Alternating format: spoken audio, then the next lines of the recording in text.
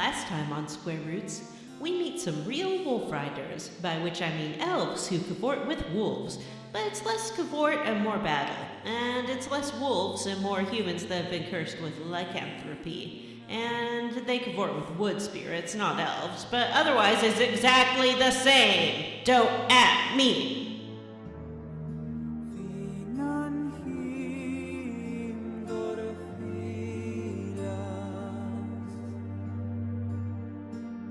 Hey everyone, and welcome to Square Roots, the classic RPG podcast. My name is Jim Banks. I am joined by John Balin Brandon. Those dwarves were so hunky. I can't even.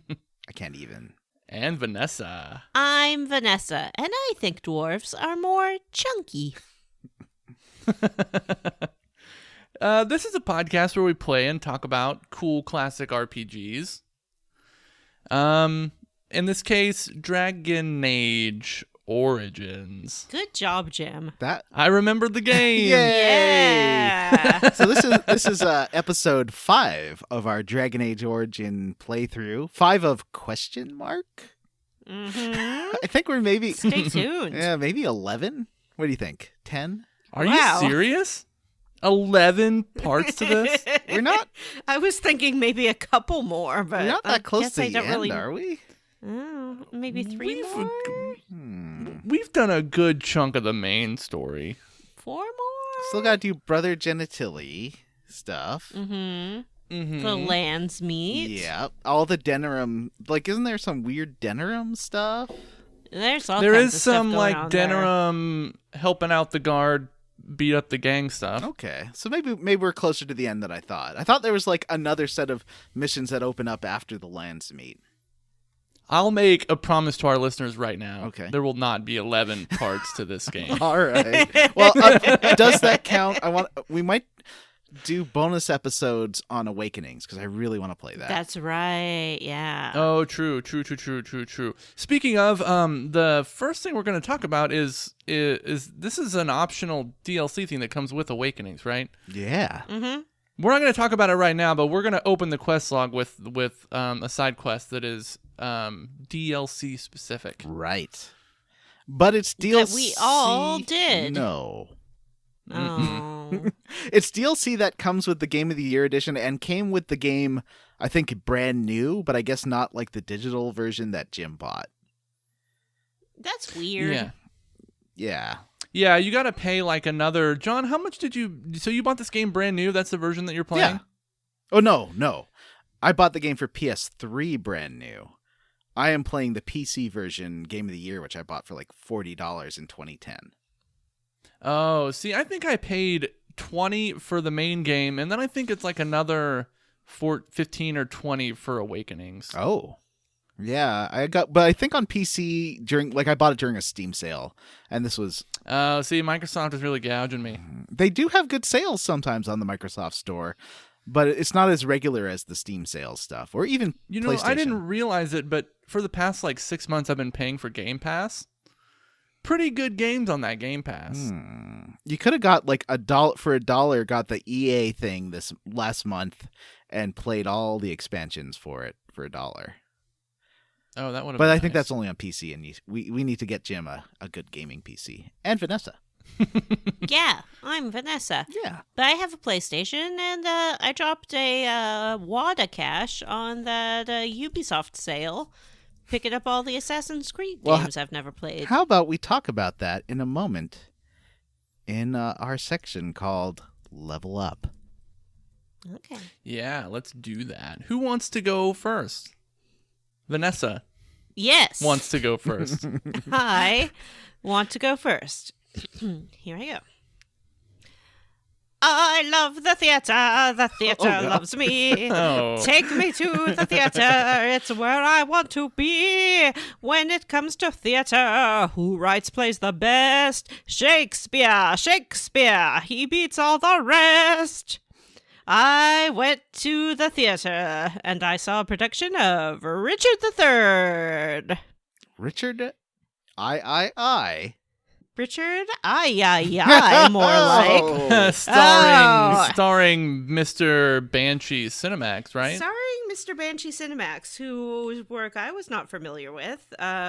His name is Matthew Rausch, and apparently he was a regular on some kind of show on Cinemax, which I was not aware they had shows. I thought they just had, like, softcore porn movies, but I guess they make television now.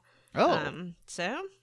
This was a pretty well-received show, I think. Yeah, he was on 4 seasons of Banshee, and also has reoccurring roles on Chambers, Blue Bloods, NCIS New Orleans, Shades of Blue, Believe, Treme, and I guess is on all the cop shows. I always mix up a Banshee with that. What was the name of that thing from Until Dawn? Remember the Wendigo? Yeah, I mixed up the Banshee and a Wendigo. That's totally different. Oh, A Banshee just scream at you. okay. And is Irish. Uh-huh. So, and Wendigo, a Wendigo is when you're in the woods and you get yourself real hungry, but you ain't got no snacks. Mm-hmm. So you look around, you look at the acorns, you don't want to eat those. You look at some berries, you don't know, maybe they're poisonous, you better not try those. And then you look at your good pal that you're out camping with, and you succumb to your instinct for cannibalism. Oh. Wendigo. Now, the TV show Banshee was not about literal banshees. Oh. Well, I don't know. I haven't seen it. I did see the play with someone who has, and she said it was about, like, real estate developers, but also crime. I thought it was about, like, military special forces kind of a thing. That sounds not at all like what she described to me, but who knows? It could be Well, about you know just what? I've about never anything. seen it, so. We have this these screens at our public transit system, the SkyTrain, and instead of displaying useful things like when the next train is arriving, they give you like weather and commercials, and they keep doing commercials for the show called The Magicians. And it's got the special effect like many other sci-fi shows do, where they make someone's eyes all glowy, and it looks like a Sega CD game. And every Ooh, that's movie cool. that does that looks like do you remember the Warcraft movie? They did that, and that looked like a Sega CD game. But back to your They level did. up. The Magicians is based off one of my favorite book series. Starts with The Magicians, and then it's like The Magician King, and then, I don't know, The Extra More Magicians or something. There's 3 of them, and I don't remember who it's written by. I want to say his name is Neil Gauch. Does he specify that when their Les magics Grossman? activate, it looks really cheap? Len Grossman is a thing, I think. Well, Les then it probably Grossman. wasn't him who wrote Yes. the book. I know a Grossman. But they're good books. But I don't know. Wait, I've never Les been interested Grossman in was seeing the series for Tom whatever Cruise's reason. character in Tropic Thunder, I think. Oh. You know, I can't watch everything. But I can watch plays. No. And Richard III. It's a good play. It, I've always felt that it lags a little bit in the middle. That's true. You sort of have Richard, and he's great, fascinating character, and you have these women, and I'm very interested in them. But then there's like a series of 3 or 4 different sort of lords and courtiers, and we have to like deal with them scene after scene after scene. And spoiler alert, none of them really make it to the end, so I don't need to spend that much time getting to know them. I just need to see their grisly fate. Richard III, real guy, buried in a parking lot. They found him. DNA tested him, and now he's back, buried with other kings. It interests me in a historic context because Shakespeare's time, he was writing for the queen who was not a descendant of Richard III, but rather a descendant of the people who had ousted him. So I wonder how much of the play is sort of like political spin and trying to justify and legitimize the end of the house of, I don't know, Leicester or whatever the shit it was. Anyway, that was a long time ago. We have our own political intrigue to deal with now. What did I say this guy was? Matthew Roche? Yeah, he's a good actor. Pretty cute, so check him out. I did. In the theater. The end. Jim, how did you level up? I have two things. I have been playing many a Kingdom Hearts. Kingdom Hearts 3. Wow. That came out? I don't... It did. It finally came out. And okay. you know what? It's just okay. What? It's fine. What? It's just It's okay? okay. Do you feel like just your okay. wait of, 13 years for this game was worth it? Yeah, I don't like. It's not I mean, it's what I expected. It's in line with every other Kingdom Hearts in terms of like how they handle the story, and the game is fun to play. I like that, and it's got lots of cool mechanics. Like there's ship battles and other stuff. You can fly robots and lots of neat stuff. But it's the way it's set up is like you do a Disney World, which none of them really tie into the main plot at all. And then once that's done, you have to sit through 20 minutes of them squeezing a bunch of main plot stuff in before you go to the next Disney World. And it's really kind of a chore. Like I found myself wanting to take long breaks between worlds because it was just kind of too much. I saw online that you were very excited to be spending time in your favorite Disney franchise, the Pirates of the Caribbean, starring everyone's favorite, the definitely not canceled Johnny Depp. There's that world follows it. Most of the Disney worlds follow pretty closely the plot of the movies that they're based on. This one, the Pirates of the Caribbean world, I think ties to, I don't know, the second or third Pirates movie, one that I half watched one time when I was hungover probably, and I didn't understand anything that was going on. At one point, Jack Sparrow melted into a pile of crabs, and I was like, "What the fuck?" What? You should get that checked. And then that level sucks pretty hard because they make you do fetch quests, where you have to collect all of these crabs to repair your ship. The crabs that he melted into? Either. Yeah, but you have to collect more of them. So you have to collect all of these white crabs. You would think maybe, you have to catch maybe 20 of them. You have to catch 300 of these things. What? 300 of these white crabs. What? Yeah, there's a bunch of them. And these worlds that they have are massive. Like the Pirates of the Caribbean world is huge. And they're all over the map, and it sucks. Oh. And this is a main quest? It's not a side quest? This is a main quest. You cannot continue in the level until you collect 300 crabs. Yeah, it sucks pretty hard. Pretty close to beating it, I think. I want to at least get the Ultima weapon before I do, so that's what I'm working on now. But yeah, it's just okay. I'm hoping the plot at least wraps up nicely at the end. I just found myself wanting to actually play the game instead of, it felt like a Kojima game, and that they made me sit through an hour of cutscenes before I could actually play it. Right. You have a child whose small hands are too idle for a controller, but she likes Kingdom Hearts very much. Does she enjoy watching the cutscenes? She seems to be just as bored as I am. Oh. She likes to kind of watch them, and then I'll explain what happens after. Oh, and then okay. we talk I see. about it. Yeah. So perhaps her love of Kingdom Hearts is more a love of her dad and spending time with him, talking about something you can both be interested in.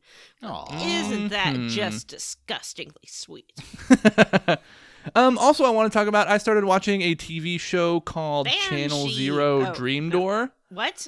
Channel What? Zero Channel Dream Zero- Door? Isn't that a Have you Kingdom guys ever Hearts heard sequel? of? No. Yeah. Have you guys ever heard of Channel Zero? No, I have not heard of the show that you just made up. It's a horror anthology show that aired on Sci-Fi. What are you talking Oh. about? Have you seen those graphics on those, the teeth kid, the kid that's made of teeth? Have you seen that image around the internet? No. It's from that TV show. Oh, Okay. I wondered what Teeth Kid was from. Everyone seemed to love him very much. Yeah, so there was a horror anthology series called Channel Zero. The 4th season is called Dream Door, and I just started watching it last night, and it's very good. That whole series, it's canceled now. The 4th season was the last season, but they were all really creepy and good little horror anthology TV shows. Dream Door Distance. I recommend them highly. What's that? Dream Door Distance. Dream Door, Channel Zero 2.5 Dream Door Distance Remix. That's it for me. John, how did you level up? A couple of things. First of all, I have been playing everyone's must-have crossover RPG hit of the year, Project Cross Zone 2. What is this thing? I have seen your pictures of it, that? and it's very strange, and everybody is there. It is a game from, I think, 3 years ago? 2 or 3 years ago. And it's about Namco and Sega and Capcom and Nintendo worlds all like crossing over. I think the only Nintendo one is Fire Emblem. And it's a turn-based RPG in the Final Fantasy Tactics style. And except the combat is more like the Tales of games, where it's like button mashy and it's about juggling people. So when you actually get into a fight, Juggling? you know, like when you're in a fighting game where you're keeping someone in the air, that's the primary mechanic of the fighting, which turns into this side scroller pixel art thing that's really cute. And apparently the game's like 200 hours long, so I'm probably not going to finish it. But I just wanted something to play on the bus, and it's on the 3DS, and I don't feel like dragging my Switch everywhere because it's so big and expensive, which is kind of the downside of the Switch. Yeah, it's like it's mobile, but not really, because people are out there and they'll smash your Switch. They don't even care. Or I'll forget my bag or something. You never know. So I've been playing that. It's very silly. There are people from Yakuza right away, pretty much. People from Strider, Shinobi, Streets of Rage, Resident Evil's playing a big part of the plot. It's and Fire Emblem, and it's bonkers. It's very silly. The writing is very clever. There's a lot of fan servicey anime boobs, which, you know, with the baggage that comes with that in terms of age and stuff like that. Baggage? I think you mean bonus. I'm just kidding. It's gross. You have a daughter. Cut that out. And but I don't know, I think it's charming and fun if you can get past the kind of creepy elements of it, and I'm having a lot of fun.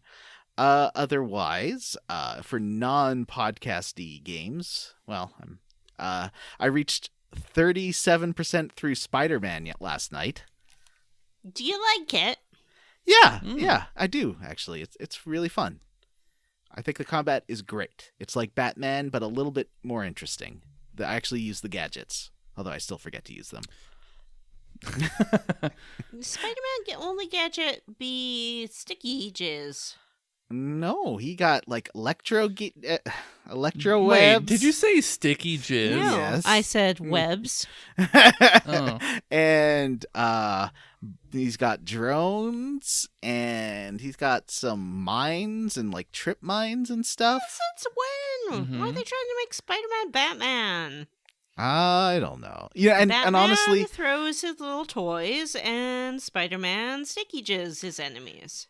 I found with Batman, I didn't use the gadgets that much in combat, and with this game, I don't use the gadgets that much in combat.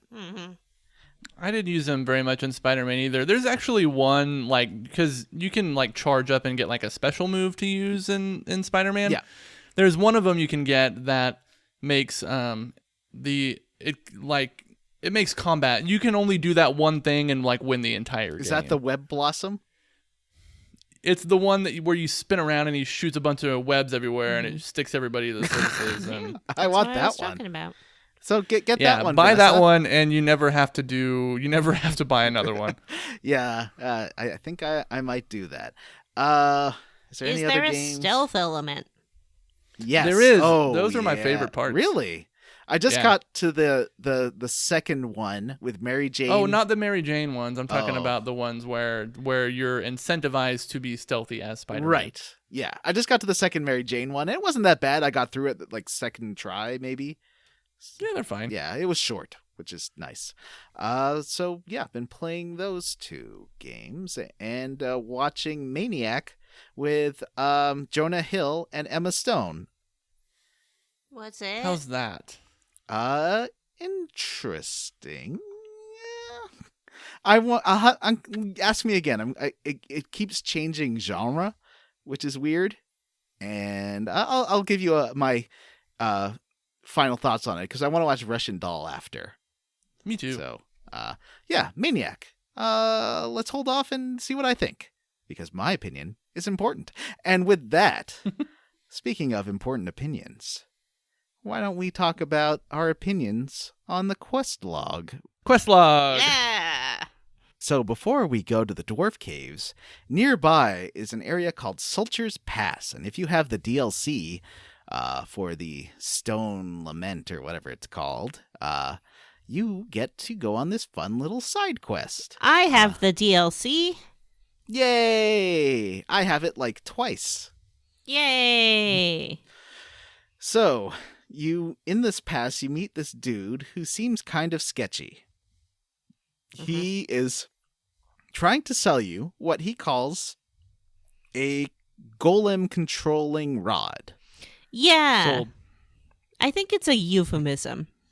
It's a rod combined with the magic words that will let you take this golem who's in a village called Honleith and control it for yourself. I think this is both a euphemism and a Jack and the Beanstalk kind of scenario.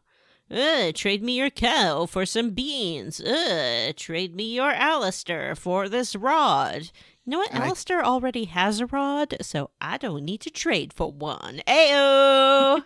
I have been, Yikes. sent to this pass to buy some food and supplies for our farm with these 20 sovereigns I have, but he asked for them, and a golem seems invaluable. I mean, they're super strong, they're big. Yeah, they could It plow does your what you tell field. it. Yeah, they can. Plow your field with that golem rod. Oh boy. And so I said yes to this sketchy man. I will take your rod. Yeah, that's happened to me too. We're never going to get finished with this every time with all this innuendo, guys. So with that rod in hand, he gives you directions to Honleith, which is just south of Redcliffe Village. And we head out there. It's lovely. I guess Redcliffe's a city. It is lovely. It's this lovely town with beautiful green grass, lovely flowers, a windmill, and bodies hanging from rafters. Yeah, it's not the decor decision that I would have made, but you know, Right. to each their own. Well, once again, establishing that the Darkspawn are kind of sentient, they've been stringing up the villagers. Yeah, they kind of, I don't know why they do it, to like warn people, but I don't know why a Darkspawn would want to warn anyone else. Maybe they are drawing them out for like jerky to eat over the cold winter. That's a good point. Thank you. So You know what? I don't hear that enough, so really, thank you. All the time, I'm making good points. Like, Darkspawn just want to string people up and dry them out like jerky for the winter. And people just look at me like they don't know what I'm talking about, or like I'm being weird. I'm not being weird. Lots of cultures string up meat to dry it out for the winter. Salami. Salmon, any kind of jerky, really. Deer? Deer. When you live in a pre-industrial society, you don't have the food preservation options that we do now, i.e. a refrigerator or a freezer, and so you have to make do. You can either pack your food in salt, bury it in the cold earth to ferment, or string it up like jerky. And I believe that is what the Darkspawn are doing. I think prosciutto gets buried, right? I don't know about that, but there it's is a salted sort and of buried. like fish that they bury and like ferment it, and then it's super gross, I guess. I've never tried it, but I love prosciutto. Oh, I love prosciutto. This is a really too. interesting segment of the podcast, guys. Thank you, Jim. Food history. String It Up or Bury It, starring John Brandon and Vanessa. All right. So speaking of in the ground, we put several waves of darkspawn in the ground. Mhm. Not a tricky fight. You make your way through the courtyard where you see this golem. But first, you have to dispatch all these jerks. And you do. That's what a Grey Warden do. And Vanessa's Andraste powers help her clear out How the did you masses. know?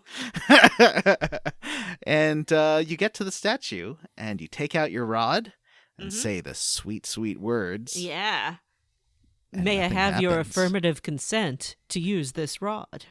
No, the golem does nothing. Oh, well, that's up to the golem. So what happens? Is there someone here? Yeah, there's a dude. Yeah, there's a dude who was like injured but not dead, right? Yeah.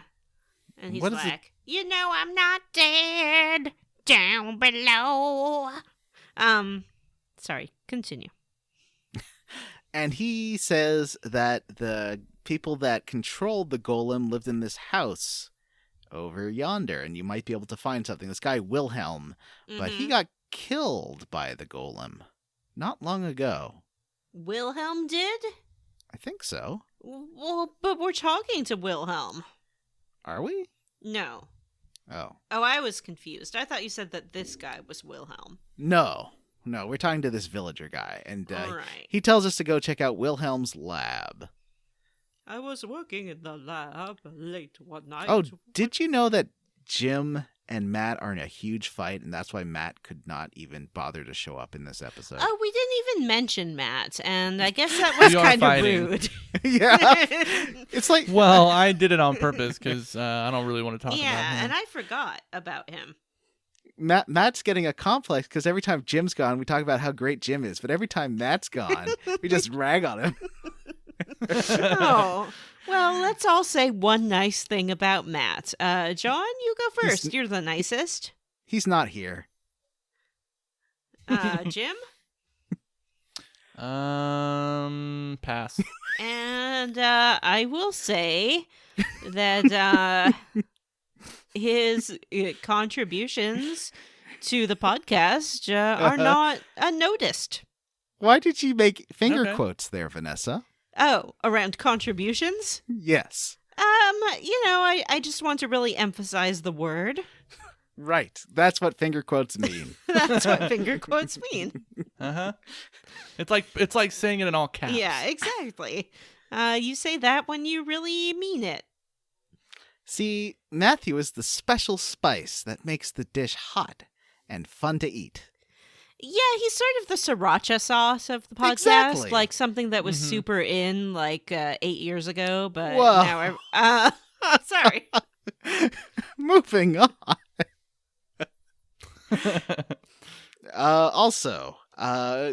So we go inside the laboratory, and there are darkspawn in there. We clear those out, maybe using your combat prowess, maybe turning the difficulty down to easy, or maybe asking Andraste for help.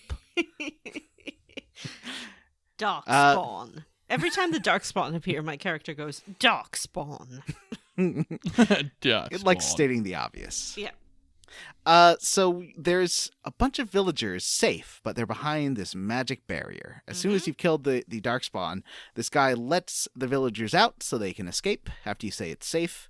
But he doesn't want to let you in because he doesn't trust you super great. Yeah, and that's like lame. Why would we kill all the darkspawn if we were there for some sinister reason? I don't know, but you can ask him right away about this rod and why it won't work. Mm-hmm. You And can he be like, hey, why doesn't my rod work? And he tells you the sad story of Wilhelm. Wilhelm Yeah, that was the being Wilhelm scream. Do you want me to The do guy it again? who Yeah. discovers this golem. He's not the original owner of the golem. Oh yeah, he is that screamer, isn't he? Yeah. Ah! Jim, what's your Wilhelm scream?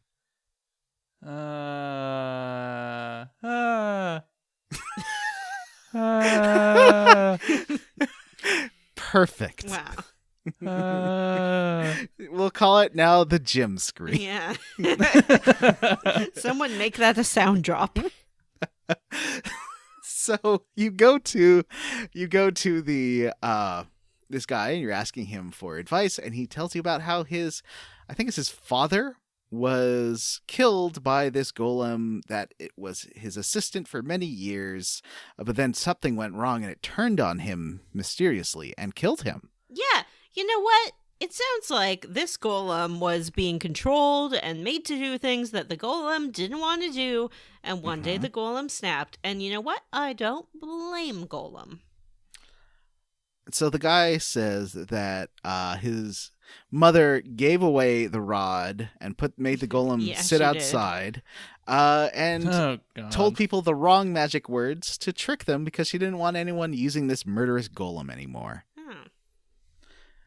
However, he says he will tell you the right words if you rescue his daughter, who is far deep inside the laboratory and may be killed by darkspawn. Well, that sounds like something I would do anyway. Even though I'm not quite sure about this whole golem story, it just doesn't sound, I don't know, totally on the up and up. So I'd say, of course, my lovable elf will help, and she dives straight into danger, fighting off wave after wave of evil miscreant. I think there was a new kind of monster here, and I can't remember what it was. Darkspawn. Yes, there were darkspawns. And we get all the way inside through like this weird patch of lyrium and stuff. There's like lots of crystals. All the way in. And you get to this room where a little girl is there, safe and sound, next to a beautiful kitty cat. It's pretty kitty. It's sort of an orange kitty, like a Garfield. Very nice kitty, very good kitty.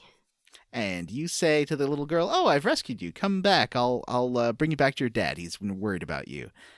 What does she say? She says she want to stay with the kitty because the kitty's a good kitty, nice kitty, very good kitty.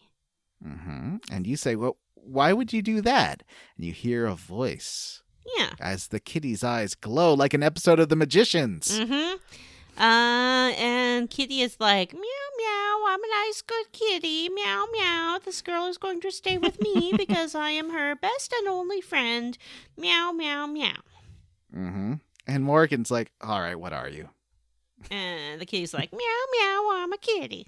Meow, No, meow, meow. The kitty's pretty fast says, "Yeah, I'm a demon." Yeah, I mean, there's not a lot of options here. We've established pretty much that in this world, there's, your humans, your elves, your dwarves, your golems, I suppose, at this point, your darkspawn, and your demons. And it ain't human, it ain't an elf, it ain't a dwarf, it ain't a golem, it ain't a darkspawn. It's a demon. And she tells you the sad story about how Wilhelm imprisoned her in this cat form. So mean. And kept this barrier up to not let her be able to escape. Yeah, she's just trying to live her life, man. And she seems honestly pretty nice. I say, hey, okay, how about if you let me take the girl, I'll let you escape. And what did she say? Sure, that sounds like a great plan. She liked the girl. She wanted to take the girl with her and go on adventures, but this is fine too. As long as she gets to leave, it's fine. No problem. Yeah. So, then there is a bullshit mini game. There is. You must have been so excited. I was very excited as I did this annoying bullshit mini game, which I'll talk about later. Okay. But you solve this mini game, go back to the cat, and the cat's like, "Oh, free. I'm finally free, and thank you. But I'm taking the girl with me. I can't really do what I promised you. Sorry." Yeah, I think she want to be in the girl's form instead of the cat's form. Right. So she can do more human-y things like have opposable thumbs and communicate with people without them freaking out. And Not have to poop in a box. Yeah, less cat things like poop in a box and lick Yeah. her own butthole. Wait, she doesn't want to do that? Well, I don't know why you'd give that up, but I Yeah. guess everything has its pros and cons. It's frozen cons. Pros and cons. Never tried a frozen con. Sounds pretty good. Hey, it sounds delicious. Frozen cons. James Cons, frozen cons. Confectionery desserts for the sophisticated palate. So was that one sister who was locked up in Frozen a frozen con? Um, Was she locked up? I never saw Frozen. no, she wasn't locked up. Well, actually, yes. She locked herself She up, locked kind of. herself up, and then Oh. later someone else locked her up. Oh. But she wasn't trying to con. Well, I guess she was sort of deceiving people as to her true nature. So yes. Well, I mean con as in criminal. So if she was locked up. Oh, like a Oh, convict. Yes. Duh. Mhm, mhm. So I would know because I skipped those cutscenes in Kingdom Hearts 3. What? Wait, this is So- big news. Can you skip the cutscenes in Kingdom That's Hearts good. 3? You can skip the cutscenes. Wow. And you did? do. Very skippable. I skipped many of the Disney cutscenes. Jeez, wow. Didn't you want to get to hear that song? No. In fact, I think I sent you guys a screenshot of me skipping that cutscene to our group chat. I haven't seen it. I will definitely look for it. I took a screenshot of the character singing "Let It Go," and then I hit pause and hovered over skip cutscene, and then took a picture of it and sent it to you guys. Oh boy. Is So- there a music mini game in Kingdom Hearts? I don't want to get too Oh, much into gosh. spoilers, but There seen are that some in two. rhythm games. They're not like quest dependent though. Like there's a ratatouille cooking thing there's some rhythmic elements to, and then there's a Little Mermaid summon that's got some rhythm elements to it. I I can't said wait those till we words. get to the Kingdom Hearts 2 playthrough next year. Oh my it's God. so Because good. I watched my friend play through that part in Kingdom Hearts 2 with Little Mermaid. It was like splishy, splashy. Oh my God, those songs are so fucking terrible. Oh no, it's not a good song like that. No, I know. Like, I don't know who thought it was a good idea to be like, let's have Donald Duck sing a verse in this Little Mermaid song.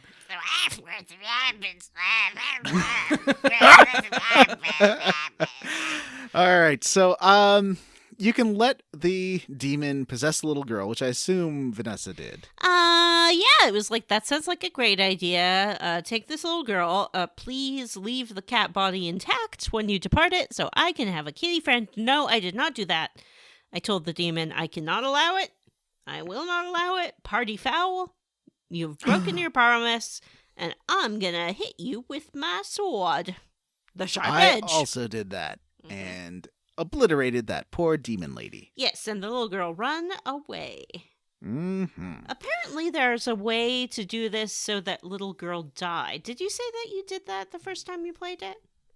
No, I don't remember how this resolved, but I think I did the same thing. And I kind of feel like maybe I should have done a bad playthrough since none of us are doing a bad playthrough this time. Yeah, Matt's really let us down on that front. And Jim too. Well, Jim, he tried to be bad, but he can't do it. He's just Oh, too that's nice a true. guy. Matt doesn't He's- have that problem. He's still going to end up in his underwear at the end of this game somehow. We can only hope. Oh boy. So I head back to the dad. The dad really happy for being reunited with his daughter who is not possessed by a demon. hmm And he gives us the passphrase, which is very close to the original passphrase. And we that go, passphrase is? Higgy deck, boogie deck, bladder, good luck. Yeah, that's it. Huh. And you head up to the courtyard. You say Higgy deck, boogie deck, bladder, good luck to the golem. the golem comes alive and is like, wait, tell me to do something. And you say, okay, go walk over there. And then it says, I don't feel like it. So you do not have control over this golem. Oh, no. Well, But that this golem's just going to squash us then. Mm-hmm. No, this golem's like, I don't feel like that. I mean no harm to you. I've just been covered in bird poop for the past 30 years. How about I join you on adventures? I don't have anything else to do. But I was told that this golem was a murderous freak. It doesn't seem that bad. It calls you it, which is a very HK-47 kind of thing. Yeah. He's like, oh, it wishes for me to join it. I might. Maybe it's just trying not to misgender us. That's true. I did say, are you going to call me it for the rest of the time or for the rest of this quest? And the golem says, probably. It was great. So yeah, it's very happy to be alive and not being bossed around by an idiot mage who it doesn't seem to remember killing. Yeah. I don't know. Maybe things aren't quite as they seem. I'll have to ask this golem some more questions at camp. Yeah. Maybe But give in it the some meantime- presents that a golem likes. Like, I don't know. Lots of fancy rocks. Lots of fancy rocks. Who doesn't like Yeah. those? Yeah. It Sure. really loves fancy rocks. Mm-hmm. And so you can equip this thing with different crystals. There's defensive crystals and offensive crystals. You want the Offensive clear crystals. ones. Offensive crystals? Okay. Is that how you'd say it? I would say offensive. Okay, sorry, Vanessa. You know what? Say it however you want. Yeah. I would say offensive, but sure. Sure. How do got, they offend thee? I got some red, clear ones. Like the better the quality of the crystal, the more damage it does, or the more armor it adds. Mm-hmm. And frankly, That's why Shale, women love diamonds of high quality and carat. Shale is like this crazy warrior that can switch modes. Has a defensive mode, has an offensive mode, has a long range mode, and has this mode where it turns into a statue and can't attack. But if you do that, if you taunt first, then go into statue mode, you take much less damage and everyone around you gets a buff. Mhm. So everyone's like attacking the statue they can't really damage. Those And people are neat. super dumb. Like, It's you a just give really them one cool taunt, like, strategy. I bet you guys can't get me. And then, like, they just wail on this statue while you kill them from behind. It's interesting. Like, the more you heal, the more threatened you get. So, like, I don't know if you've noticed this with Wynn. If you keep healing people, they will start attacking her. And if you cast a fireball, that spell is like immediately everyone on the board just runs at you. Mm-hmm. I like that because it seems realistic, you know, that the Yeah. enemies Sure. would change their strategy a little bit. I got something to say about Wynn. I almost forgot, but we'll get to that. So I've told, so you can command this golem to threaten people so that you can get people to attack it while it's in the super defensive statue stage and it's giving buffs to your people. It's really useful. Like that got me through the last fight of this chunker. Nice. Yeah, so I really, really, really like Shale. Maybe Shale's a little overpowered, but that's okay. You know, this game's hard. Unless you have Andraste's powers. And I do. So with that, let's head to Mm. the Dwarf Town. I want to tell you something that happened to me on the way to Dwarf Town. What happened to you, Please. Vanessa, on the way to Dwarf Town? Wind went down, down, down, down, down. What? So I was walking along the road, minding my own business, and some fool just jumped out to attack me, like they do sometimes. And Wynn was in my party, and we were fighting, and the fight was over and everything, and then she started to feel a little faint. She got a case of the vapors, as happens to me from time to time. And she stumbled and was like, ooh. And you had dialogue options to be like, oh, are you okay? Or, you old lady, you're too old. Go back to the retirement home, Grandma. But I was nice to her, and she told me that she would explain at camp what was going on. So I went to camp, and she was like, hey, I got something to tell you. So when I was in the Mage Tower, I was fighting these abominations, and I accidentally die. Well, oh no. But, I mean, people die in my party all the time. She just brings them back, right? No, but this was her, so she couldn't bring her back. So she says she was accidentally die, and talks about being very dark and feeling the life slipping away from her, and was definitely gonna be die. And then she felt something, as she put it, wrap her in a warm, loving embrace and bring her back to life. And you can be like, I'm pretty sure you're talking about demon there, Win. Like that sounds like a demon-y thing to me. And she's like, no, it's not a demon. It's more like a spirit. Because some demon is bad, but some spirit is good. There's like the lust and the greed and whatnot, but there's also compassion and justice, and they're great. So that's what happened to me. And I'm like, well, what does all this mean? She's like, well, there'd be a ghost inside me, essentially, which is, yeah, I'm a ghost, and I'm only being kept alive by this spirit that is, like, possessing my body. Oh, dear Lord. So, is Porky about to jump on your head? You look really frightened, John. I was just looking at I was just listening to your story. Yeah, it's a very scary story. I hate a ghost. What you don't know is a ghost, and then you find out is a ghost, and turns out my good friend Win has been essentially a ghost the entire time. So I'm like, what's up with that? What does this even mean? What's the deal? And she's like, probably I'm gonna die pretty soon for reals, because the spirit can't keep me alive forever because I died in the tower, but I'm gonna try to finish out this journey with you. And I was like, okay, this is too spooky, run away. But I still took her in my party next time, and lo and behold, we were attacked again on this road. These darkspawns came out, and they cast some kind of spell that knocked everyone down, and then when she started to glow, and she did a big, massive mega heal spell. We killed the darkspawn, then I was like, what was that? And she's like, I just tapped into this spirit that's keeping me alive and used my ghost powers. And I was like, don't do that again. It's too spooky. And you'll drain all your life energy if you do it. And she's like, oh, yeah, thanks for your concern. Okay, bye. That's what happened to me, John.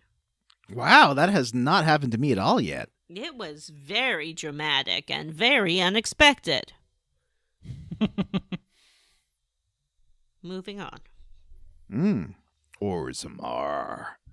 On to the Frostback Mountain? Sure. Frostback Mountain. It's very Lord of Ringsy. Don't you think it's a Lord of Ringsy? It's like the Frostback Mountains, the dwarves, and they're in their dwarf kingdom, and they're like, I have mine axe. Look at my beard. I'm a dwarf. This is the most Lord of the Ringsy this game gets. This is Lord, like, there's... it's basically Lord of the Rings. I'd also say it's the most KOTOR-y this game gets. Maybe because... In what sense? I think perhaps the level design, because you're all inside, but it has... There's a lot of running around. Yeah, a lot of running around. It has this city that has very clean lines, like the future Star Wars cities, only it's made of stone. But that is sort of reminiscent of the temples that you run in through KOTOR. Some of the quests just seemed KOTOR-y. I don't know. It felt like KOTOR to me. Yeah, it's got the district things a lot of BioWare games have, like KOTOR, where it's like there's the rich part and the middle class part and the poor part. I remember that. Did you bring your golem to Orzimarr, John? I sure did. Did they like it? They haven't said anything about it yet. Yeah, that seems weird, because I run into some people and they're like, yeah, we lost all our golems. It's really sad. You know, the great technology of golems is lost. And you're like, well, there's one right, like literally right here. They didn't notice. Moving on. So we get to the entrance to Orzimarr, and there's a very grumpy dwarf out front talking to an even grumpier low gain lackey Oh, guy. I hate those guys. Mm-hmm. And they're arguing because the low gain lackey guy wants into Orzimarr, but the doors are shut because they don't have a king, because there's a big political tug-of-war going on for the Yeah, throne. they're in primary season, or I guess at this point, election season proper. Yeah. You got your two candidates, Mm-hmm. your Harrowmont and your Bedell. Yep. Harrowmont and Iduken? Oh, Right? Well, his name's Bedell, but I think Hadouken is... I thought it was Balin. Oh, Balin, that's it. Yeah. Balin the Hadouken. Balin Iduken. Hadouken. That's what they yell in Exactly. Street Fighter, right? Yeah. Yes. So you learn that the dwarf king is dead, and Harrowmont and Balin is the king's son, and Lord Harrowmont and Balin are in a political struggle for the throne. Yeah. And since there is no king, they have shut all the entrances to Orzimarr, so none of the merchants can get in to trade, and they're all pretty grumpy about it. Now, this game is very limited, unless you start reading some codexes and stuff, with information about these two people. And it pretty much right away, as soon as you walk in, you see a fight brewing between these two sides, the Harrowmont and the Hadoukens. And it doesn't tell you much, but it's like you should choose a side and see who you're going to support, because until there is a king, you will not get any help as a Grey Yeah, Warden. but I don't feel informed enough to choose a side. Well, that's why you got to get in there and see what's going on. Talk to your candidates, learn their platforms. I did talk to the candidates, and one seems super nice, honest, cool. That is Lord Harrowmont's buddy Doolin. One guy, his rep sounds like a gangster from a bad 40s movie. Yeah, and of course it would be grossly irresponsible to elect some sort of gangster, unethical con man to a high office. So, think about that. But here's the thing the game doesn't tell you. Oh. Here's something the lamestream media is keeping from you. Oh, my.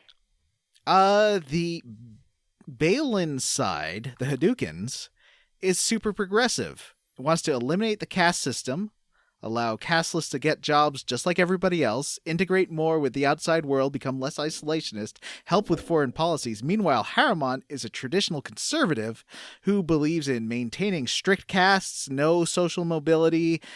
People who are casteless will be basically dirt slaves. Oh, gosh, golly.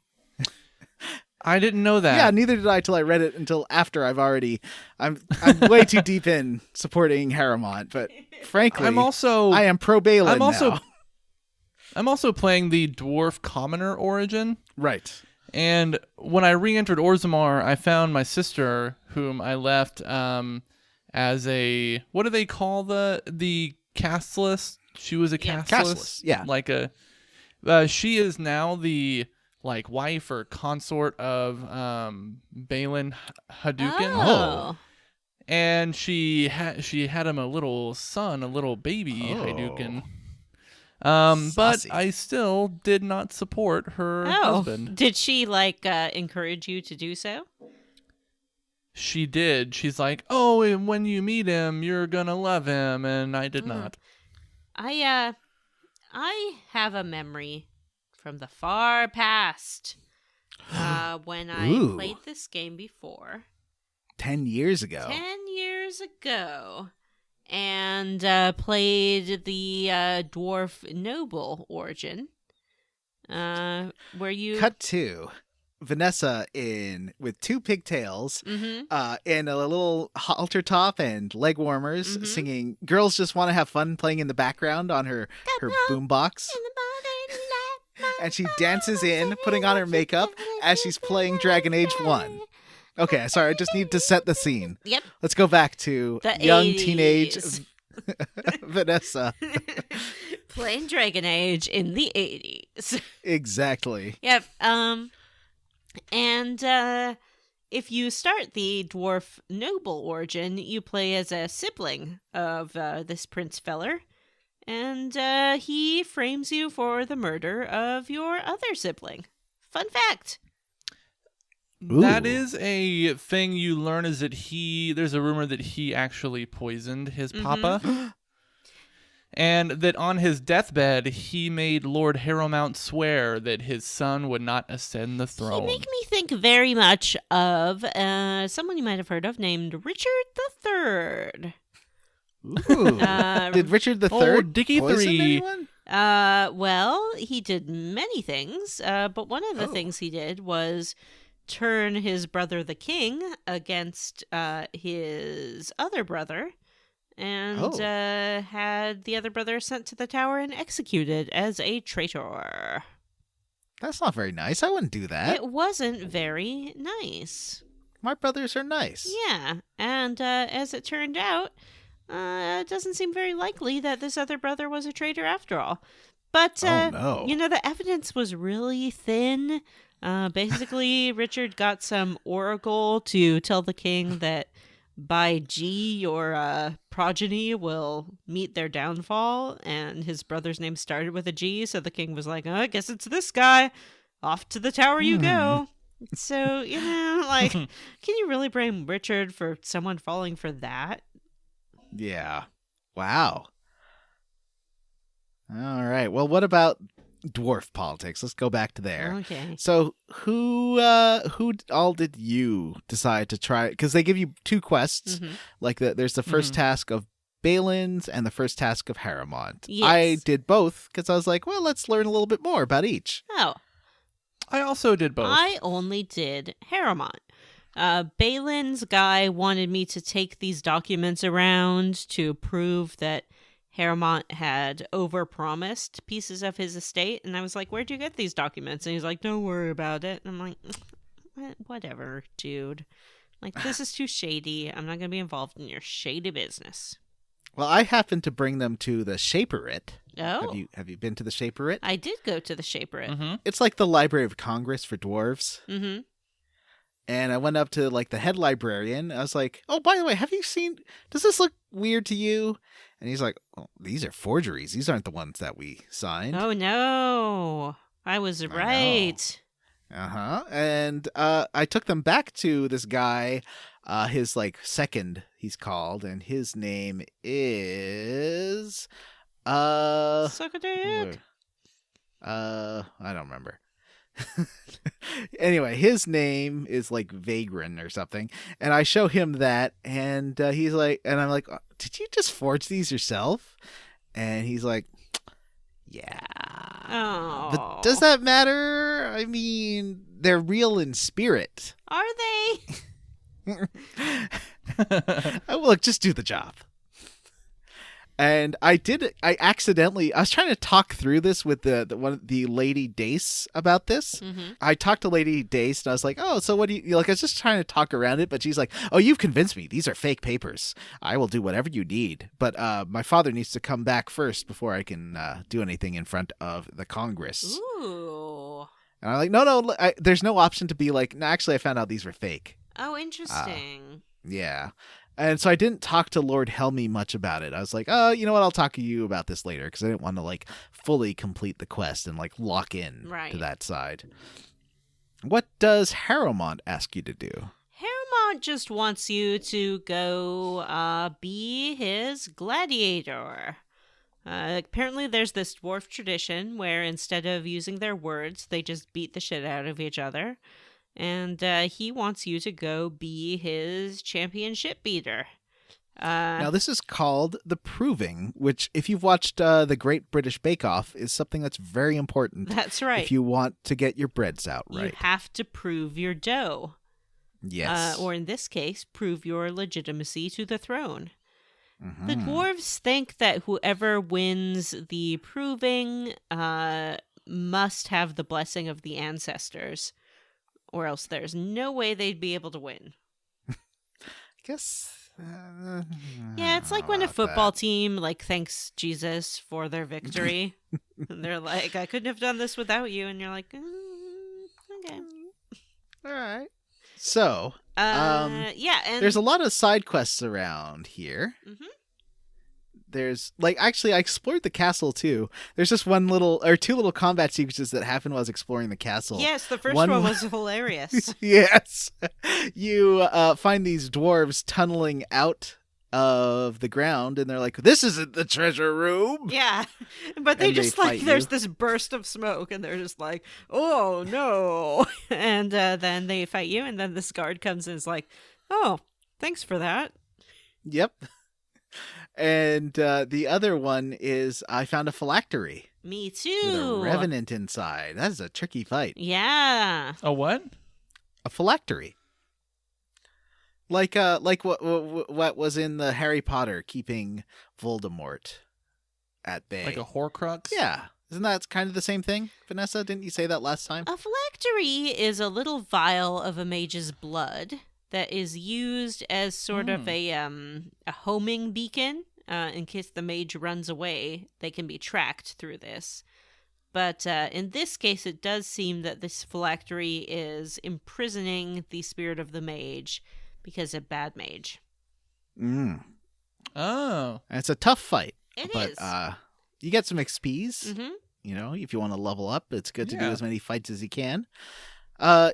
Then there's side quests in the proving grounds, you can convince Harrowmont asks for your help convincing his other fighters to rejoin. Yes, 2 of them have dropped out for unknown reasons, but he suspects that they have been bullied into doing so. Mm-hmm. There's one guy who's being blackmailed because I think his girlfriend got married to one of Balin's friends or something. Mm-hmm. And they're using that information against him. They have his letters to her. Yeah. Oh, right. I liked this one. Yeah, and so there's a lot of ways to get that letter back. Oh, are there? Yeah, I think I just I just asked what's the name of Ladyface again? I don't know, the rude lady? Sneaky girl, the Chantry girl. Oh, Leliana? Leilana. I just asked Leilana to open the chest and take it out, and she did. Yeah, I 'Cause just went and got it for myself. Well, I talked to the dwarf first, and I was like, I'd like to see those letters. And she's like, I bet you would later. And then she wouldn't talk to me anymore, so I just went and got them. Yeah.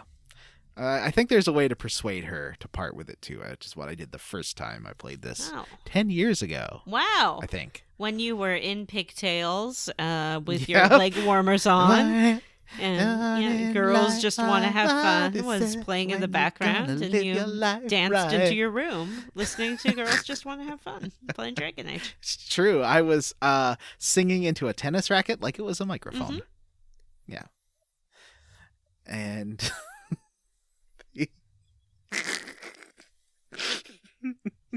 sorry. John is choking up at the memories of his idyllic childhood. It was pretty amazing. Well, actually, no, wasn't mine when I was singing along to "And Then He Kissed Me" Yes, and you, using a blanket like a John, veil? I legit was just thinking about that scene and almost brought it up, but I was like, I don't want to go off on some adventures and babysitting tangent. But nobody leaves this place without singing the blues, Vanessa. Then he asked me to be his bride. So, and then he kissed me. Jim's just giving us blank stares. Where were you in 2009, Jim? Obviously dancing I was in... to songs in your I bedroom. was, yes, that's what I'm going to do after this podcast, actually. I think Jim's was "Wake Me Up Before You Go Go." That's what he was. Jitterbug. Put the boom boom into my heart. All right. You guys listened to this in 2009? What? What? Did you say 2009? Anyway, so then there's what were the other quests? There's a guy who stole a book from the Shaperate that you Yeah. can give back, but you have to beat him and his friends up. Yeah. Oh, I don't remember I that beat one. them up because they're book thieves. And I haven't Mhm. read The Book Thief or seen the movie, but I assume it's about beating up a book thief. And there is a guy who wanted to steal the book, or like get you to sell the book to him so that he could sell it. Mm-hmm. And he's like, I don't care who I get it from. Mm-hmm. And I think that's one of the guys you fight. I think that's the first fight in the Proving. I didn't end up actually And- fighting. Well, I didn't bother him much. I didn't give him the book. What am I There- trying to talk about? Nugs! Oh yeah, there's nugs. There are nugs that you can find, but that's a different quest Yeah. outside. We'll talk about that in a second. Okay. Finally, there's a quest where this guy. What was the other guy's reason for not wanting to fight? I think you just have to like tell him to do it. No, he was just super dumb. He was like, yeah, someone came along and told me that, like, Lord Heroin or whatever isn't even going to try to be king anymore, so I'm not going to fight for some guy who isn't that's even going to try right. to be king. And then you're like, you dummy. He is going to try to be king. He's like, no, who said so? And I was like, Lord Haramont himself. Yeah, I told him Lord I like- Haramont's buddy number 2 guy, and he was like, oh, wow, I guess I've been duped. Oh, I'm super mad. There's a guy who is like the fight master, and you can go for like some extra side fights that are super hard, but just give you a lot of experience. Mm-hmm. You can do that? Yeah, I think you can do that even after the Proving, but I'm not sure. Oh, I'm going to do that. That sounds fun. They are really hard, but they're fun. Not for me. Yeah. I'm playing on easy. And not for Alright. me. I have the blessings of Andraste. It's true. So before we go in, there's a couple of more people outside in the Dwarf City. One, I believe, is voiced by Neelix, What? and he has some lyrium in his veins because he got cut by some lyrium, and it got into his blood, and he is kind of ostracized because people think he's crazy because he's a little lyrium addled. Mm-hmm. But he's really fun and nice and cute. I don't know if I As are ran all the into that dwarves. guy. There's no quest really with him. He's just fun to talk to. And I'm Okay. pretty sure it's the Neelix is Oh. the voice actor. And the other guy is this guy who's lost all his nugs and needs his nugs back. Mm-hmm. Not his chicken nugs. His little piggies. Yeah, they're sort of like a piggy rabbit, like a They're hairless adorable. bunny. They are adorable. He wants to cook them up and eat them. I thought he was breeding them or something. He was breeding them for to cook up and eat. He does mention that some people say that they could be good pets, but he's like, I don't really know about that. But I know that you can cook them up and eat them real good. And if you look around his sort of camp, he has a nug on a spit that he has roasted up for food. That's true. Yeah. So did you find all the nugs, Jim? I think I'm missing a nug. I couldn't even find this. I didn't even do this side quest. I didn't know anything about the Nug quest until I saw it in your notes. It's a cute little one. They're just like you can hear them before you see them. Yeah, they squeak. They're like, meep. Aw. Yeah, they make cute little noises. A+ side quest recommend. Yeah. I did go to a dirt town. I guess we can talk about that a little bit later. There's some side Sure. quests down there. There's the guy Yeah. who wants to build a chantry in Dwarf Town. Oh yeah, that was a fun one. You go and speak to the Shaperate, and they say, well, he can't build it because like that would be, against our customs. But he can have a prayer group. Yeah. That's fine. And I went and told him that because I am playing my character as sort of a true believer of Andraste. Because, why wouldn't she be? She's part of the ruling class. So, they're usually kind of into whatever. I said I would not because my character does not believe in Andraste. Oh.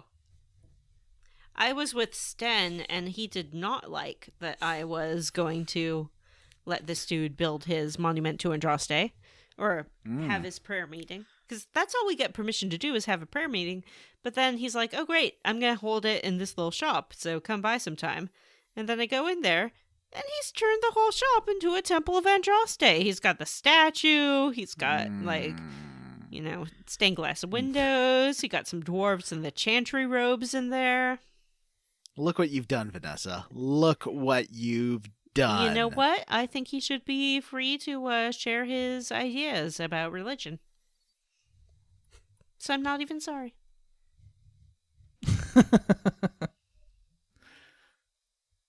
Proving time.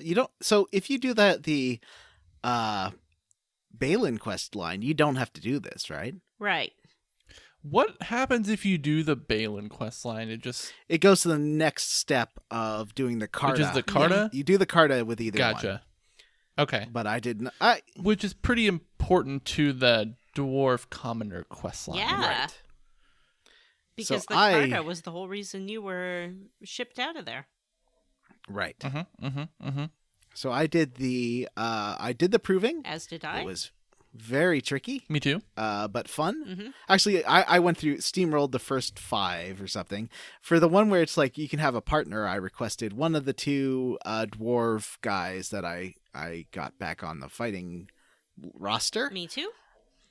Oh, yeah. And then for the final fight, you can get those 2, but then you're down 1 fighter, and you can't control them. So on hard, it's impossible. Yeah. I would like to have tried. Even but I nope. died in the final fight Yeah. trying to do that. Yeah, so I recommend doing it the other way and bringing your team, because then it's easy. Yeah. You have mages who can heal and such. Mhm.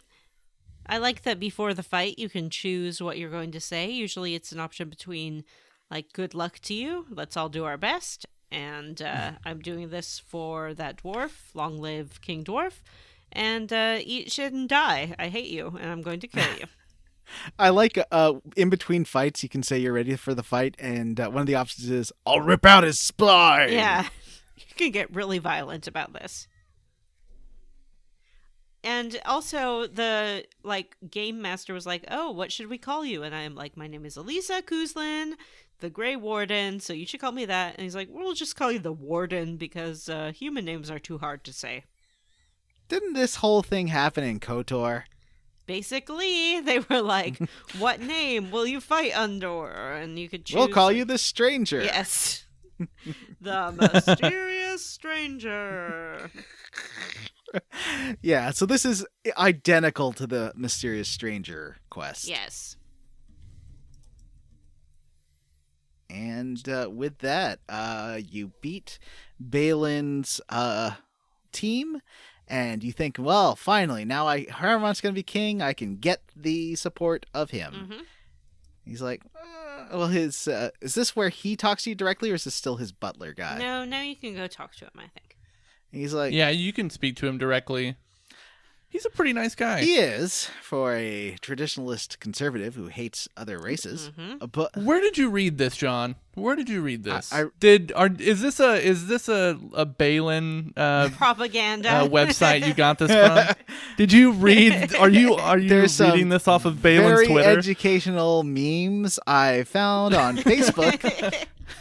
Well, no, I think that John is sort of right because the other prince guy is going to marry a casteless woman, Jim's sister, I guess, and so he has more liberal ideas about who has worth and who doesn't. Because I assume he just ran into this dwarf and was like, "Man, Jim's sister is really hot. I'm gonna marry Kaylee." You fight some interesting dwarves in the proving, like the Silent Sister, who she's removed her tongue to prove a point. Yeesh. And then there's the twins, which I called Jim and Jim's sister, who are just kind of creepy and do everything together. Yep, just like Jim That's and us. Jim's sister. Yep. They wear identical outfits and always stand shoulder to shoulder and speak in unison. Yeah, come play with us. Jim, when you were a little kid, were you ever dressed in sort of not identical outfits but corresponding outfits? When you gonna live your life right? When we were little Daddy, kids, you know yeah. you're Like a still little suit for number you one, and a matching little but dress for her? Jim's got to have There's a fun. picture that my mom Oh, has Jim's of gotta me have wearing fun. like little slacks with suspenders and a shirt, and my sister wearing a dress made of it's like the same color as my slacks and my suspenders, and we got a little like Sears family photo taken. That sounds adorable, and I think that next time you get together, you should go shopping and try to find like Should reenact the photo. That would be great. They do that. I've seen that sort of meme thing of like adults reenacting their childhood photos. But Yeah, it's fun. My little brother was in it too. We should get him. that to do would it be also. fantastic. I always forget there's another Banks child. Yeah, There is. there is Yeah. another Banks There is Walker. another Banks. There is another. So back to the game. I guess none of us went to Balin at this point, right? We all sided. Yeah, I With bailed on Harrowmont. him. I kind of, if there's a Balin choice at the out on last that minute guy. to betray Harrowmont and choose Balin, I'm gonna choose Balin. You are? Yeah, because he's more progressive. Oh. I'm cool with that. Wow. Jeez, Wow. John. So then Harrowmont asks you to deal with the Carta and Jarvia because they are basically running the city, and he can't get anything done with them trying to pull political strings in the background. Mm-hmm. And so you have to figure out how to find Jarvia. Did you find this guy who was being hassled outside the shop? Yes. Yeah, me too. There's And Where did? Oh, sorry. Go ahead. I guy- beat up the Hasslers. Oh, I didn't beat them up. I just scared them away. Oh, actually, I did that too. Sorry. Oh, Yes. you're right. a liar, and your lie has been Oh, exposed. I forgot. Liar. Liar. How did you guys find the Carta? I got a lot of info from a homeless lady. Yeah, I did too. She was actually like she recognized me as someone who used to like beat people up, and apparently she was like an enforcer, and she like got her ankles Yeah, broken. she said or she something didn't like have a that. bribe for the guards, so they broke her ankles. Very sad. Yikes. There's another beggar. I gave her a Yeah, bunch of money. There's another beggar down there too, and she's like, I got knocked up, had this baby. If it was a girl, it would be my cast, but it's a boy, and so now I can't go home. And so I went and talked to her dad and was like, come on, dude. And he was like, okay, send her home. Yeah, that was really nice. Thank you. Did you guys do did we already talk about the mage dwarf? No, she's great. No. Yeah, I like her. Yeah. Dagna. Yeah, she's a dwarf who wants to she wants to go study at the mage tower, but her papa's against it. And I this quest turned out like not like I expected, because she's like, I need you to go talk to my dad for me. And you go talk to him and he's like, no, absolutely not. She cannot do that. It's a terrible idea. I'm not going to let her. So you go tell her that, and she's like, okay, great. I know what he thinks now. I'm going to go do it Oh. anyway.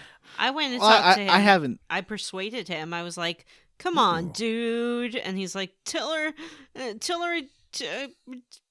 just to come home. Dag nabbit. Mm-hmm. Well, I'm going to just go to the mage circle and, after all this and see if they'll let her in. Oh, I got confused. I thought we were still no. talking about the woman with the baby. No, I told this lady I'd go to the mage circle, and I will. Me too. So I in the end, the way I found to get in, the one homeless lady told me about the fingers they use to get in through doors, and I Right. found a door, and this other guy, or I just went into this empty house and got attacked by Jarvia's thieves, Mm-hmm. killed them, and picked up the finger bones they had. Yep. Yeah. And that's how. Actually, I think they ran away. Like, they told me how to use it and ran away. Mm-hmm. Yeah, they say like this is how you get in. Or there's one that's left or something like that, and you can. I think I intimidated him into telling Yeah. me. And then he tells you, yeah, there's a mysterious. I think they call it like a mysterious door, is what the game Yep. labels it as you're walking by it, or something like that. It's very so, obvious. you go. Yeah, so you go stick the finger bone in, and it opens, and you can go defeat all the Carta people, which is the exact same area as the beginning of the Dwarf Commoner origin, where you fight the first crime boss. This crime boss this time is the lover of the guy that you killed at the beginning of the game. Oh. I didn't kill anyone. What are you talking about? Oh, this is what I did. I went and talked to the guy who's like the doorman, and he's like, what's the password? And I said, pretty please?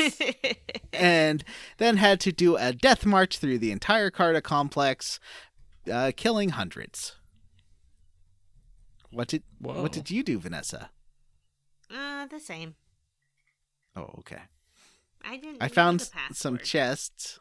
I think there is a way to know the password. I just didn't. Maybe Jim did. Did you know the password? I don't think so. Oh, okay. There's a little mini game with these chests. You find a note that says, just take the least valuable thing out of the chest. So, like, first I took a iron sword, and then I took, like, silver piece or silver amulet or something, and then the last thing was like, is it fluorspar or is it flammerndipe? The answer is fluorspar, I think. Oh. And what did you get for solving this garnet. puzzle? You get a really nice helmet, I think. Yeah. At the end, there's a chest. Did you find the little zoo where there's like all these dinosaurs, but they're tame and nice? Yes. Dinosaurs? I didn't see this. Yeah, there's like some little dark, deep stalkers that are like little compies. Oh, they look like the compies from Jurassic That's what Park. I said. They're Compies. just nice little babies. Except they got like creepy worm leech faces. Oh, I didn't notice that. Yeah, they have some creepy faces. Ugh. Did you kill them for their creepiness? Nope, I didn't kill any of them. There's some big, like, brontos that are cute. And I went out there and fought Jarvia. And I'm like, hey, Jarvia, how about we just be friends? And she's like, I don't think you want to be friends. You just murdered everybody, so I'm going to kill you. Yeah, I mean, she makes a fair point. Yeah, so there's a pretty tough boss fight here. Did Jarvia recognize you, Jim?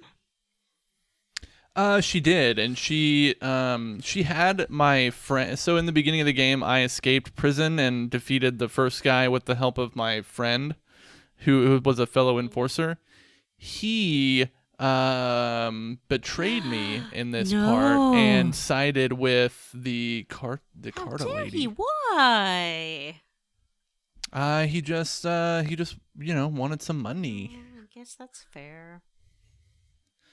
No, what's that quote about thieves no or whatever? honor among thieves. No honor among thieves, Uncharted 2. Money makes a bird go round, bird go round, bird go round.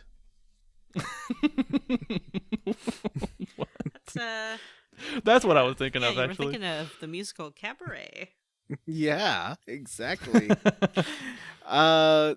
So this boss fight has Jarvia. She keeps disappearing and then summoning more people. So did we explain why we need to do this boss fight? Haramon asked us to, or Balin asked us to. Maybe we didn't. Well, I explain. mean, like, why in the context of what's going on politically? I think I kind of like my eyes just came unfocused and basically they just want to appear like tough on crime and they need a win with the people. Wow. So they're like, we really need you to eradicate this crime lord so that we can get a little extra juice in the chambers or whatever. Juice Yikes. in the chambers. So that's why we're killing poor people. Yeah. That's terrible. Mm-hmm. I feel bad now. So you said you didn't kill anybody, Vanessa? I didn't say any such thing. I killed them all. Oh, okay. So we kill her. This is where I use the turn into a statue that gives you buffs thing, and then I had every time the spell came available, I had Wynn cast Fireball to kill the like archers that were picking me off, and it was pretty tough, but I did it. Nice. Yeah. I summoned the power of Andraste. Oh. So I get back to Harrowmont and say, hey, buddy, this is all done. Look at us. Look at us being a rad people. And he's like, yeah, I know I said that was the last favor you had to do, but there's got one more favor. Oh. So what's her name? Her name Braca. is Braca. Braca, she's a paragon. I did not understand what a paragon Well, I know what it meant. means. What does it mean? A paragon is a dwarf who is very, very good at whatever their craft is. So you can be a paragon. In this case, she's a smith. And she, at the age of 20, invented a smokeless coal that can heat a room without making people choke on the smoke. But there are also paragons that are referred to, like in the library, there are paragons of poetry or writing. There can be paragons of warriorness, who are really great at being a good warrior. And I imagine there can be paragons of, like, the merchant class, too, who sell things really well or something. I don't know. But sort of like a Kennedy Center Honors Award recipient, like this year they gave one to Shale and one to Reba McEntire. Oh, jeez. So, paragons. So it's like a Nobel Prize or a Lifetime Achievement Award. Yes, and then they get sort of a special status among the dwarves, and they are honored with some statues when you come in. There's like the statues of the paragons, and they're just like ancestors plus, essentially. And we've known a little bit about her. We haven't mentioned this guy Ogren yet, but we've had a couple of run-ins with him so far where he's been getting into fights with people. He knows her really well and sort of came from her crew that disappeared 2 years ago. Yes, but he's a drunkard. He is this guy who looks just like my cute friend Philip. So, this Ogren guy is very surly and drunk. But he doesn't want to talk to us because we aren't doing anything to help Branca. Yeah. Except now, when you head towards these deep roads, he wants you to join him. Or he wants to join you, more like. Or, yeah, I guess he wants to join you to help find Branca. Mm-hmm. He's like, that's a cool thing. I like her. I mean, she's an idiot and gets lost all the time, but, I feel like I owe her. I should go help her if she's still alive. And what did you decide to do? He's a cutie. All these beardo dwarves are cuties. They're coming along with me. Nice. I like this guy, and he is a good fighter, and he teaches your party to access the Berserker class. Oh. Spoiler alert. Spoiler alert for next episode. We get access to the That is Berserker. quite the spoiler. Just kidding, it's My not. love for This you is like this is a long part of the game, but it's probably my favorite so far. This Yeah, Dwarf it's City fun. or this We're gonna- upcoming Deep Roads bit? This both actually.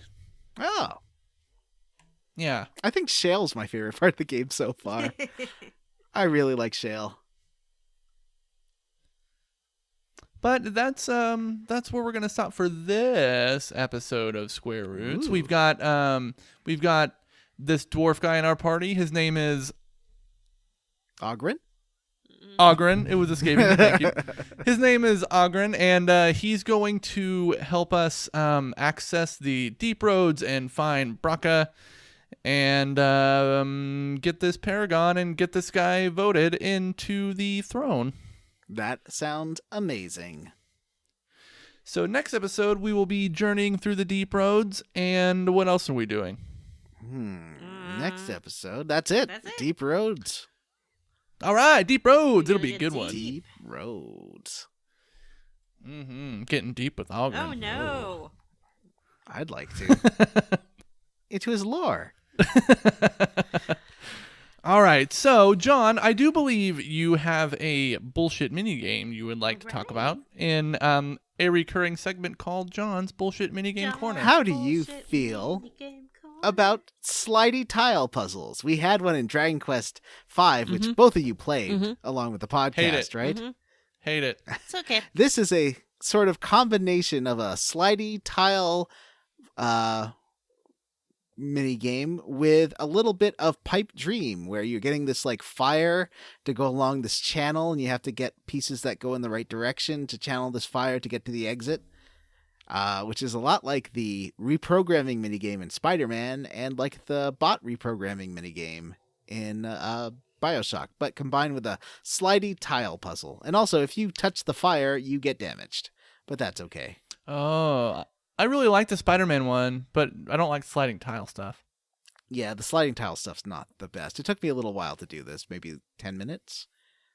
But it is a minigame, and it is kind of bullshit. And that's it for John's Bullshit Minigame Corner. I thought the most bullshit part of this was that the cat explains, I can't do the puzzle myself because only mortals can go near it.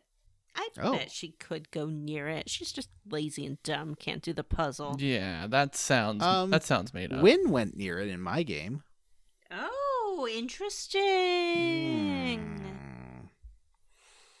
I don't think she's mortal anymore. All right. So how about the next segment, Jim? Do you guys have anything that you feel enthusiastic enough that you would say you are squarely against or roundly for? I do. Sure. Please proceed, Vanessa. I'm roundly for nugs. Little Nugs! cuddly wobbly nugs. They're cute. They squeak. You catch them and put them in a box, and then you sell them for coin. Nugs are great. Nugs. I feel like nugs become a bigger part of the later games. Yes, that's true. John, what about you? What are you roundly for or squarely against? I was talking with Dr. Stephen Stone a bit about this. I am squarely against the persuade options in BioWare games. Oh. Because I feel like they're always the right thing to do. And they always are basically you can put points into get a good ending in your character. And I have a problem with that. I just feel like it should be harder than that to get a good ending. You should be more about the choices you make than making sure you have enough on the stat to make people do whatever you want. And it's whatever according to Dr. Stephen Stone, there are cases where trying to persuade people will have a bad outcome. But I haven't seen that really in many BioWare games. Maybe like one time. I think in 2, there's some stuff where you can persuade and it kind of goes wrong. But mostly, it's the get a good ending stat. And I don't like that. I feel like it kind of takes a bit of fun out of the choices you make in the game when you should always go with the persuade one. I understand what you're saying, but I have played games where they try to do it another way. Like L.A. Noir, and that didn't really work, I didn't think. In that game, you're supposed to sort of use your own skills of persuasion by looking at people's facial expressions, and the graphics just weren't good enough to convey micro-expressions or whatever. And other games where they try to, like, do it in the same way, the character makes a really clear face so you know how they feel. So I don't know. I like the idea of being able to use dialogue and skills of persuasion, but maybe they haven't perfected it yet. I think Dr. Stephen Stone said it was actually, he liked it because it was a way of not min-maxing your character, where you don't get very many of these points, and to have to put 4 of them into persuade is taking away other skills. Yes, which I've done. I have all of my points in persuade, and I was not able to take advantage of other skills like poison or survival or whatever. But the power of Andraste gets me through. The other skills you get aren't that useful. And so there's not enough loss, I guess, for those. There's not enough that you lose out on when you take these. Yeah. It's not that big of a debit. It depends on how much you want to roleplay and how much you just want to fight things. I just wish there was like more good persuades and like more persuades that get something or more persuades that go wrong for it to be more interesting. I understand what you're saying, but I like it. Okay. Jim, what about you? I am roundly for the introduction of Ogren. This is the last like main, besides Shale, I guess, the last like main party character that I was waiting for, and he's my favorite so far. Especially when you get into the deep roads, he has lots of neat dialogue, and he's just a very well written character. I don't remember that much about him, other than as a guy. Last time I played a guy as a male character, and you could try to seduce him, and he seemed to be into you, but then just passed out. So that didn't go anywhere, which is too bad. All right, how about emails, Jim? We do have a couple emails from our listeners. I will read the first one here from Ben.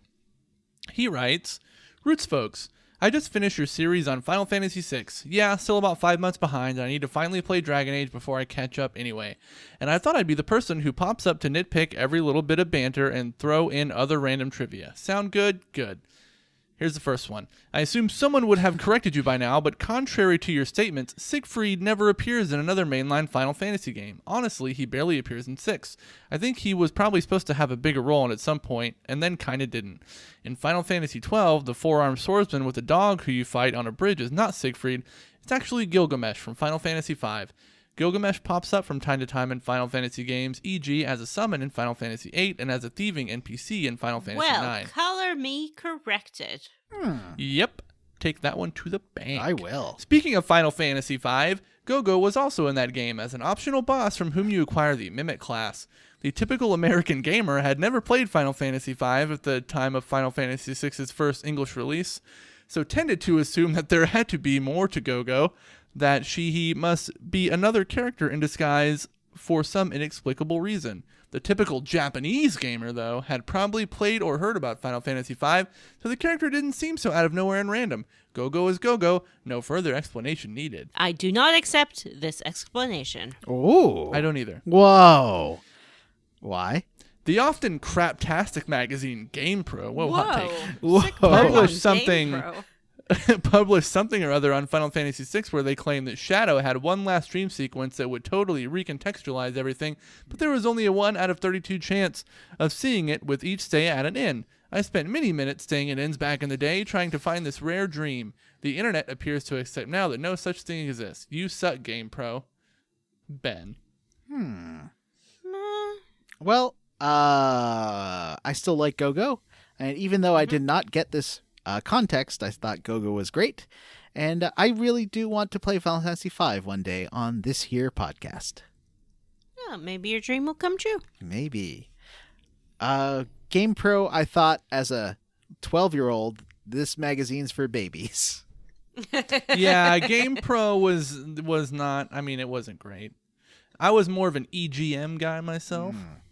GamePro was the magazine you asked your mom to buy when they didn't have the good magazines at the store. I'm pretty sure that the only good magazine was Disney Adventures. Oh. I think I remember them basically giving away subscriptions to GamePro when I was a kid. Like, there were always coupons and stuff to GamePro everywhere. I have no idea why. We always bugged we were terrible kids. Always bugged our parents for video game magazines, and I think if they got us subscriptions, they could have really got out of this trap at stores. That makes sense. And save some money. Yeah, just subscribe to GamePro and Nintendo Power Magazine, and there you go. Video games and computer entertainment, diehard game fan, and EGM. Oh, wow. There are so many. I know. Jeez. Yeah. I remember when I was a teen, I had this giant stack of EGMs that I kept next to the toilet, and I wish I still had them. I still have some of my diehard game fans. Nostalgia. Uh-huh. Who wants to read the next email? I'll do it. How's it going? Love the podcast. I'm emailing because you guys said you don't get a lot of emails. I literally just rated, reviewed, and subscribed on Apple's podcast app, and I submitted it before taking a screenshot. thinking I had just screenshot after, and now I can't find my own review. Lol. It was a very good review, I assure you. The nickname was Tree86. But basically, I was saying how great of a show Square Roots is. I just caught up on the episodes and was thinking about joining the Patreon. I love your level up segment of the show and was bummed to hear it won't be a feature for Patreon anymore. I think this email is longer than my actual review. I left. Wait, my actual review I left. Well, I'm going to start back on Final Fantasy IX. Lol. Keep up the good work, gang. Let's blitz. From Jared. Thanks, Jared. Hey, Jared. John has a level up for you. I do, but that comes after the Patreon. So all right. Let's do it. So, John, you have a note in here saying we are not going to read all of the patron names. No, I didn't say that. Well, it says 3 new patrons. Stop saying everyone's name. Yeah, stop saying everyone's name. Oh, is that the name one of the new patrons? Whoops. All right, so now's the portion of the show where we read off the names of our patrons because we love them and they paid enough money to make this something that we have to do. But we should say, episode. like, hey, thanks. Stop saying everyone's name. T. Bumpkins and Brian Davis are new patrons. Oh. That's why I just put them there. Yeah, that's great, guys. Thank you. Yeah. Yay. But what about all our patrons? Yes. Well, first, hold on. If you would like your name read in this list, please go to patreon.com/squarerootspodcast and pitch in, and we will gladly say your name with much enthusiasm on our podcast. Yay! So I will start. What else do they get for see. this Patreon? They get access to our monthly, not level ups, excuse me, our monthly instant classics or Square Roots Versus episodes. Ooh. And they also get to vote on main series games. Did we fix a Patreon so now you can give more than our top tier and still get the bonus content? That's a glitch with Patreon. That's not. I've emailed them saying, "Hey, this is a problem we're having with our people." It seems like sometimes if you're not giving the exact, like you have to sign up. I think you first have to sign up for a level, and then from there you can add more money if you want to. But if that doesn't work, if you can't get access to the podcast, you have to stick to the levels. And I'm really sorry about that, but that's just like they've restructured it and it's not working right anymore. Yes, shockingly enough, patrons have messaged us asking for the ability to give more money and still receive the bonus content. And so if we can find a way, we'll do it. Yeah, I'm working on it. We hear you, patrons. All right, let's kick this off. Let's see. Let's begin with Andrew, random letters. Andrew Granieri, Andy Best, Artie Pavlov, Ashley T, Bad Dragon Dildo Sponsorship Program. That's a good one. Benjamin Avner, Bobby Midkiff, Brad A. Berman, Bree Girth, Brian Davis, Brian Pitt, Brian Stone, Brody Toy, Cameron Show, Kevin Mosser, Chris Penyak, Cyril the Wolf, David Green, David Shook, Devin Sloan, Enchantment.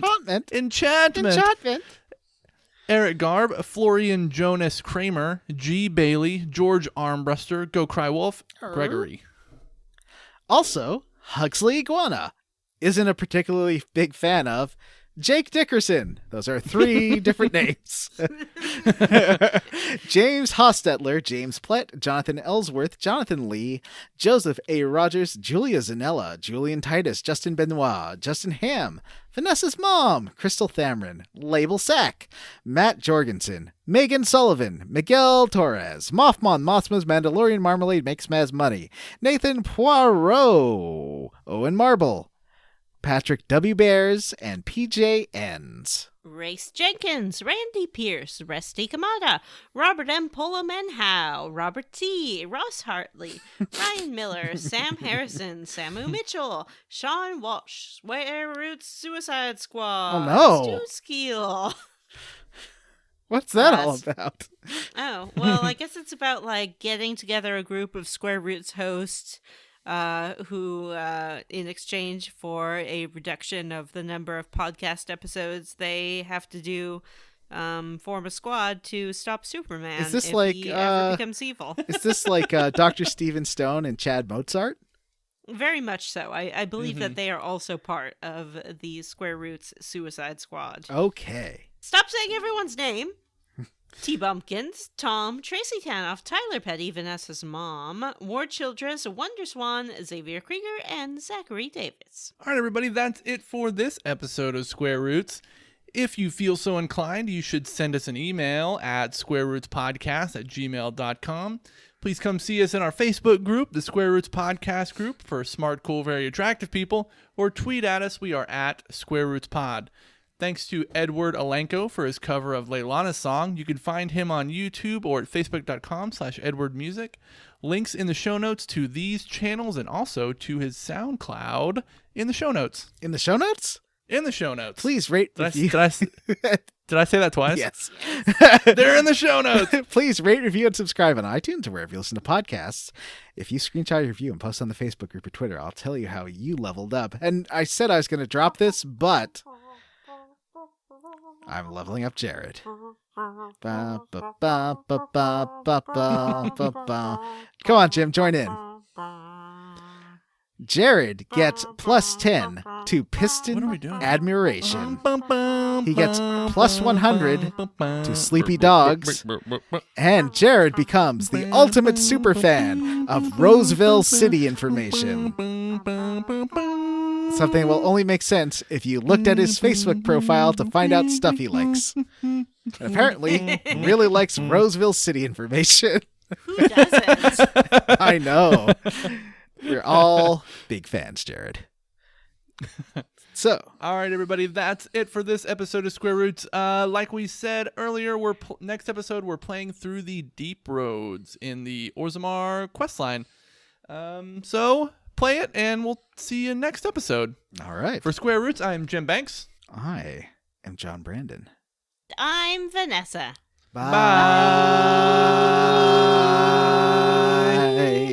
Go abroad.